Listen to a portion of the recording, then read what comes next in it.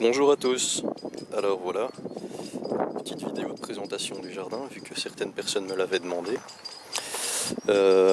On est donc à Ath, dans le Hainaut en Belgique. On est fin avril ici.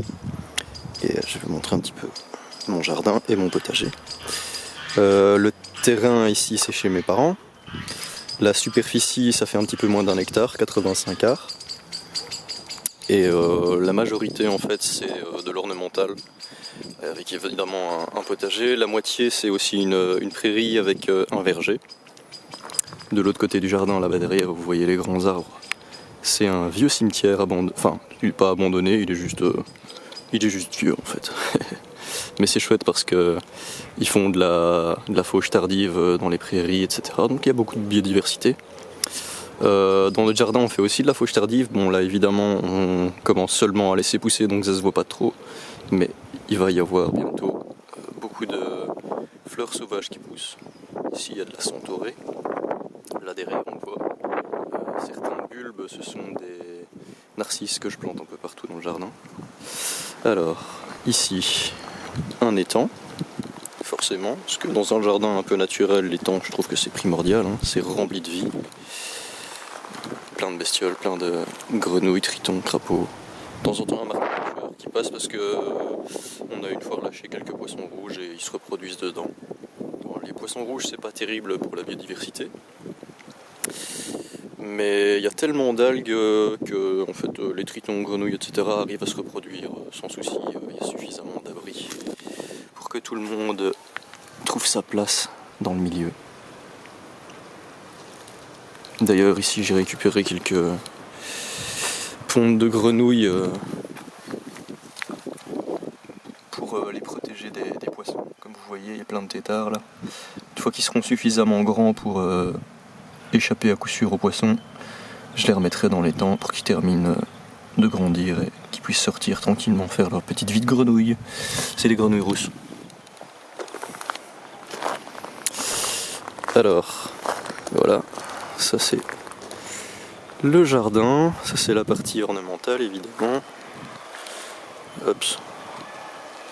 Une vigne, c'est une bouture de muscat bleu que j'ai planté l'année passée. Elle commence déjà à faire pas mal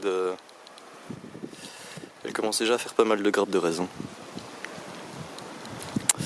Ouais, donc les fruitiers, pommiers, cerisiers, poiriers, pruniers, saule tétard. À la base c'était un piquet de clôture, il a repris, je l'ai tété, voilà, maintenant c'est un saule tétard. Un jeune cognacier que j'ai planté l'année passée. Ça c'est un néflier d'Allemagne. Et alors le jardin, donc il est à côté du mur. Vous pouvez voir que ça commence à bien pousser. Une petite rangée de rhubarbe là. On commence à avoir une taille honnête hein, pour le mois d'avril. C'est pas mal, elle pousse bien. Cette année on a eu de l'eau donc ça devrait bien partir. 2 rangées d'asperges qui commencent à sortir.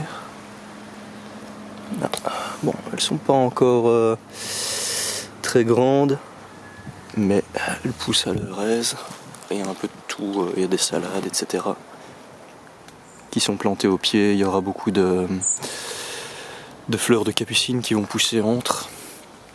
J'aurais pu ponter un peu plus, mais j'évite de trop densifier ici sur le bord parce que comme il y a le saule en fait, quand c'est l'été, s'il y a un peu de sécheresse, les racines du saule vont très loin et elles ont tendance à pomper un peu l'eau dans tout le potager, donc j'évite d'abuser. Ici sur les bordures j'ai de la consoude grandiflorum qui est en train de pousser. Elle va me servir à faire une espèce de barrière pour le chien-dent, parce qu'il y a plein de chiens-dents qui passent son temps à revenir dans les cultures. Au niveau des rhizomes qui sont bien emmerdants, ça c'est de la... zut, c'est quoi encore le nom en français? Du réfort, ouais. le réfort. C'est une chouette plante hein, pour faire des sauces, moi j'aime bien. Par contre, une fois que vous en avez quelque part, si vous n'arrivez pas à avoir toute la racine, vous en aurez toujours, quoi. Ça repousse sans arrêt et c'est à peu près increvable.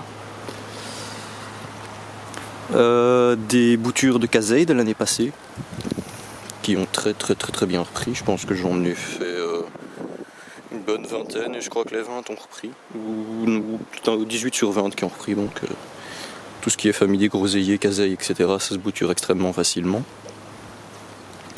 Ici au pied, je viens de repiquer donc des choux cabus et alors des pois, c'est des pois à cause jaune et il y a une ligne à chaque fois de radis entre chaque pied. Une fois que tout ça aura suffisamment commencé à prendre de la hauteur, je repaillerai le sol. Mais pour le moment, comme il fait encore bien frais, je laisse le sol à nu, comme ça il se réchauffe bien. Et ça évite que les limaces ne soient un petit peu trop motivées et qu'elles viennent tout bouffer parce que forcément les limaces adorent les pois et les choux.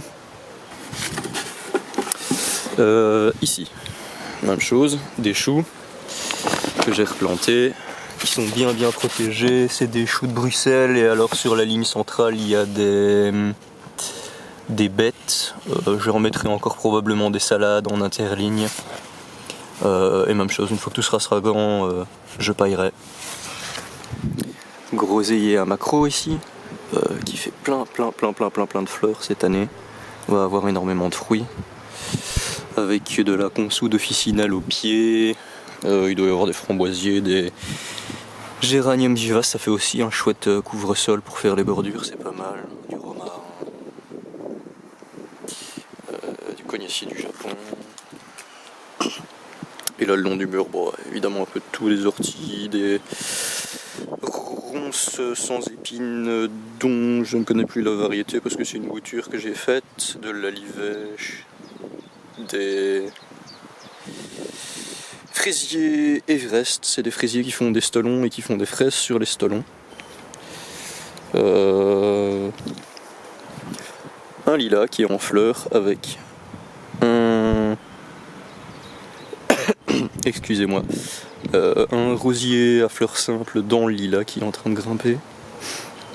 De nouveau des rhubarbes, tout plein de rhubarbes, c'est toujours utile. Puis quand on en a trop, on en donne, ça fait plaisir. Un énorme groseillier qui est en fleurs et il me semble qu'il commence même à faire ses premiers fruits à droite à gauche. Ouais, première groseille qui commence à arriver, c'est assez tôt dans la saison, c'est bien. De nombreux, très nombreux framboisiers.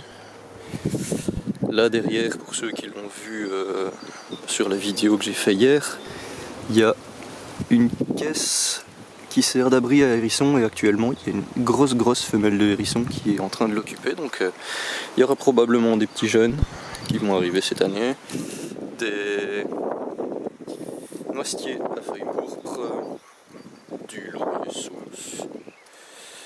Voilà, comme le mur est vraiment très vieux et qu'il est un peu en train de se casser la gueule, j'évite de trop faire de plantation au pied du mur.